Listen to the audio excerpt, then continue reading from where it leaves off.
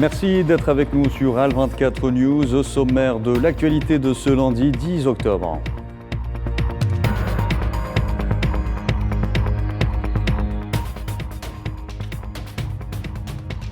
Kiev et plusieurs autres villes ukrainiennes, la cible de missiles ce matin au lendemain de l'explosion sur le pont de Crimée. Le président russe Vladimir Poutine réunit son conseil de sécurité.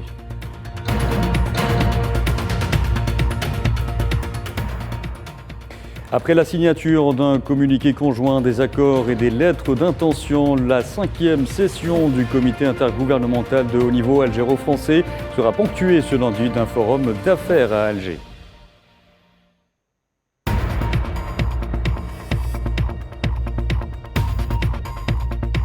Sahara occidental, réunion ce lundi du Conseil de sécurité des Nations Unies regroupant des pays contributeurs de troupes à la MINURSO dont le mandat arrive à expiration fin octobre.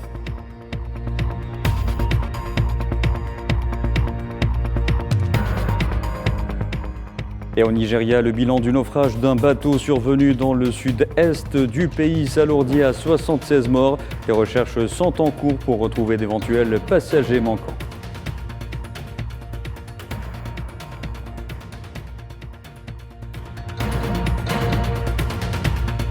Bonjour à tous, l'actualité marquée par cette salve de missiles ciblant ce matin la capitale ukrainienne, Kiev, ainsi que plusieurs autres villes.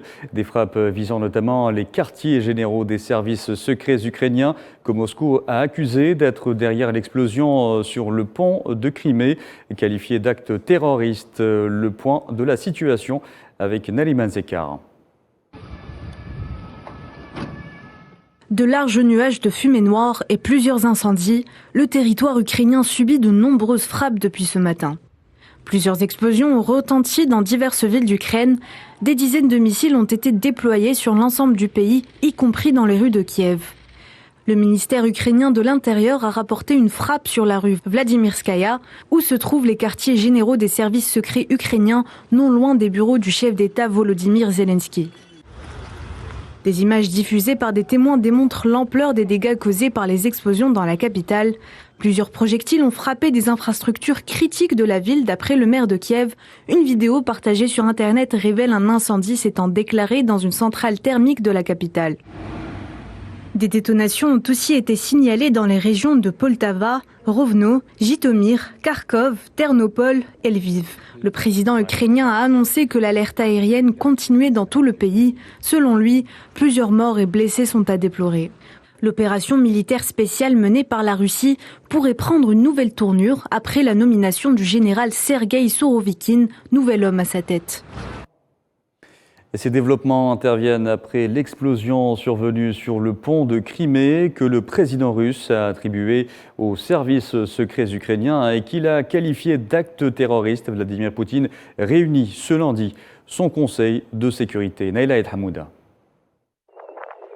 Endommagé par un camion piégé samedi dernier, le trafic ferroviaire et routier a repris sur le pont de Crimée sous haute sécurité.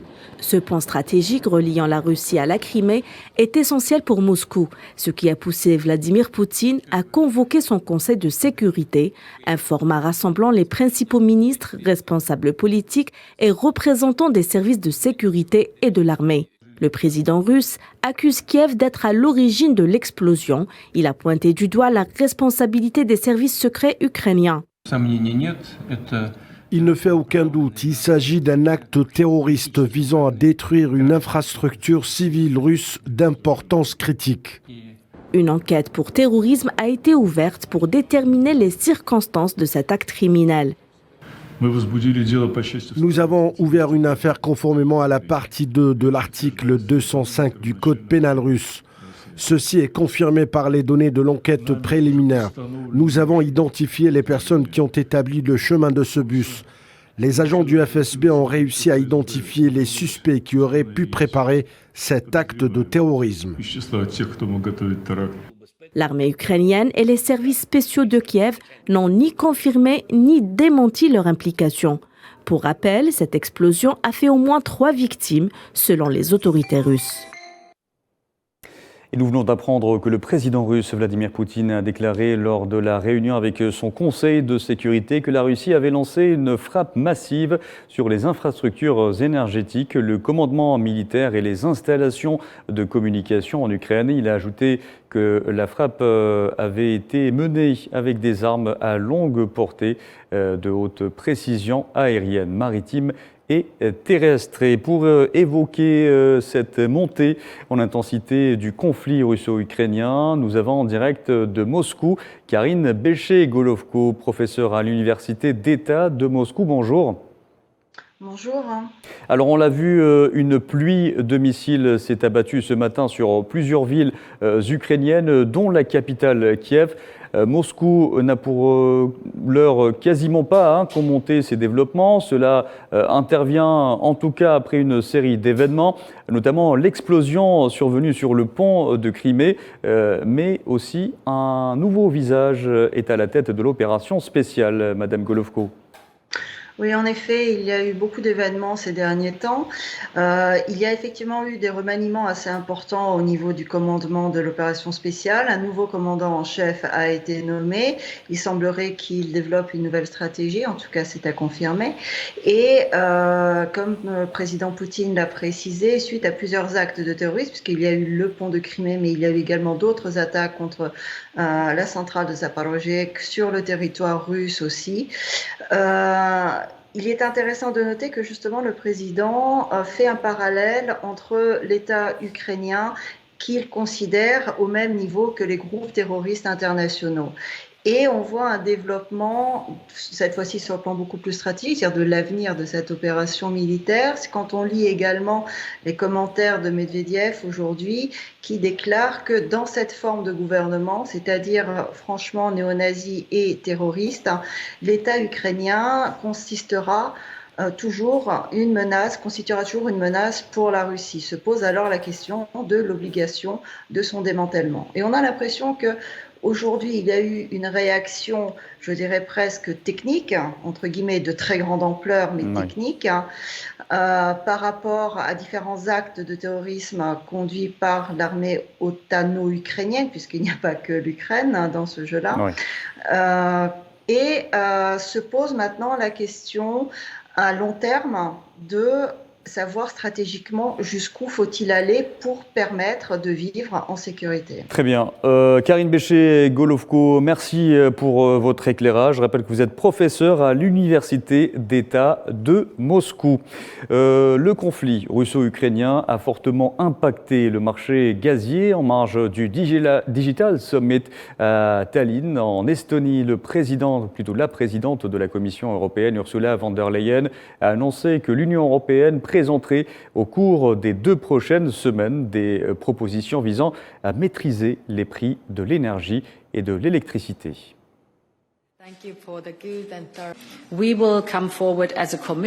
Au cours des 2 prochaines semaines, la Commission présentera des propositions visant à maîtriser les prix de l'énergie et de l'électricité. L'objectif est de réduire les prix à un certain niveau sans mettre en danger la sécurité de l'approvisionnement. Mais comme je l'ai dit, la meilleure façon d'aller au-delà de cette action immédiate pour intervenir sur le marché et limiter les prix de l'électricité et de l'énergie, la meilleure façon à terme de se débarrasser de toute forme de chantage de la part de la Russie, c'est d'accélérer la transition propre vers les énergies renouvelables.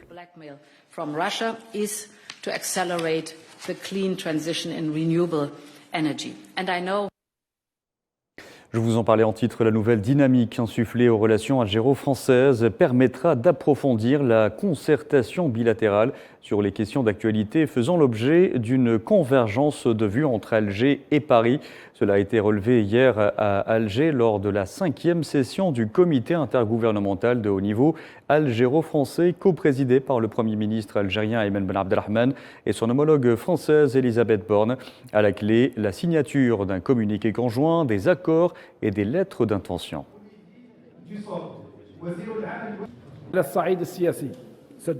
Sur le plan politique, nous avons pu constater ensemble la qualité du dialogue politique entre les 2 pays à tous les niveaux et en particulier entre les présidents des 2 pays. ainsi que l'accord fort sur la question clé du renforcement de la concertation et de la coordination autour des questions régionales et internationales d'intérêt commun. Au niveau du dossier de la mémoire, nous avons confirmé ensemble l'importance de poursuivre le travail commun, notamment à travers la commission d'historiens et en activant des groupes de travail communs spécialisés dans les questions de mémoire. En ce qui concerne la dimension humaine des relations bilatérales, dont nous convenons qu'elle est l'une des dimensions structurelles des relations bilatérales, compte tenu de ses particularités, nous avons convenu de concrétiser l'ouverture incluse dans la déclaration d'Alger sur cette question, de travailler ensemble afin de généraliser et de faciliter réellement la circulation des personnes.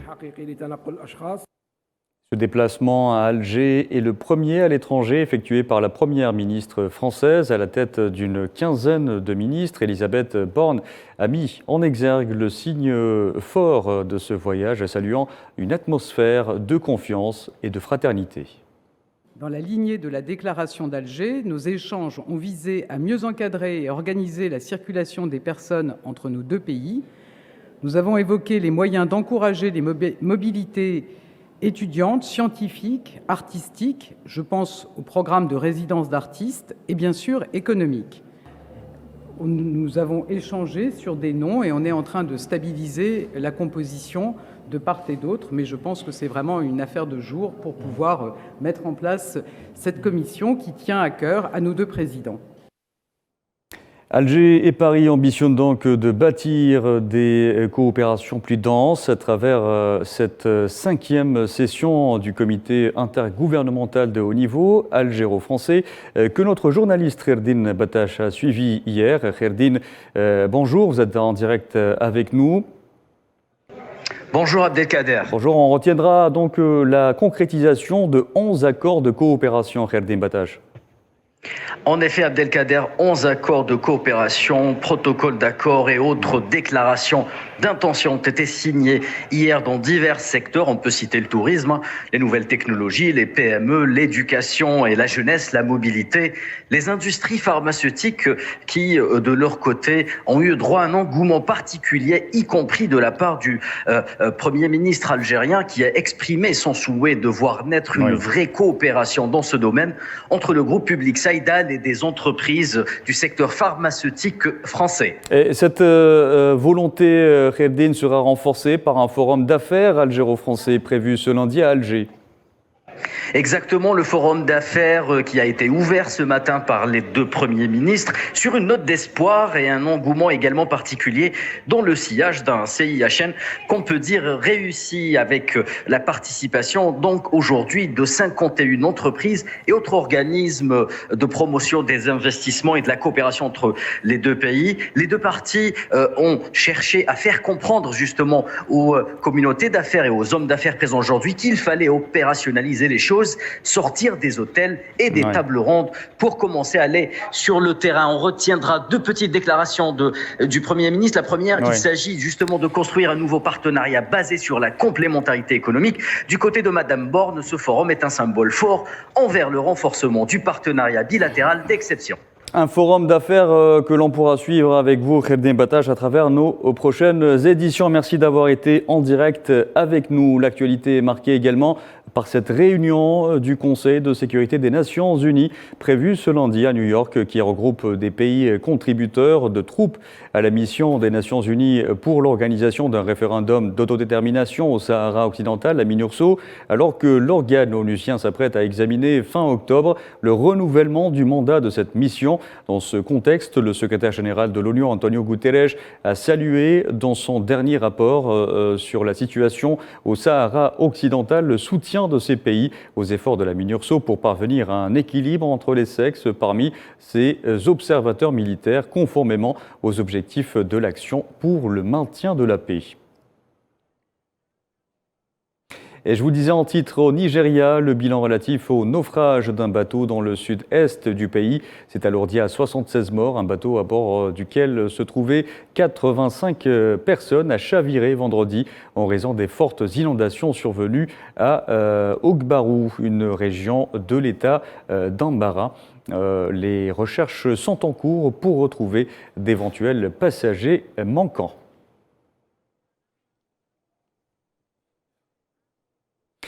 Et cette édition touche à sa fin. Merci à vous de l'avoir suivi. Vous pouvez revoir ce programme sur le site d'Al24 News ou sur nos différentes plateformes en scannant le QR code qui s'affiche en bas de votre écran. Excellent après-midi.